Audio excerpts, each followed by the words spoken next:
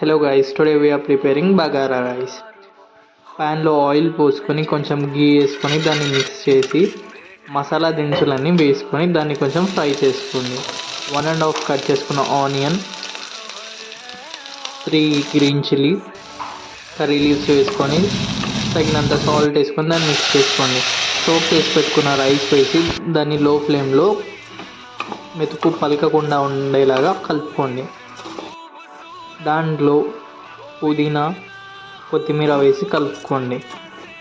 అది కొంచెం ఫ్రై కాగానే దాంట్లో తగినంత వాటర్, రైస్ ఎంత తీసుకుంటే దానికి 1.5 కప్ వాటర్ యాడ్ చేసుకొని దాన్ని మిక్స్ చేస్తూ క్యాప్ పెట్టి సోక్ కానివ్వండి.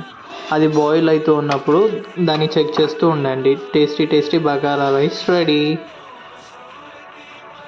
Thank you for watching.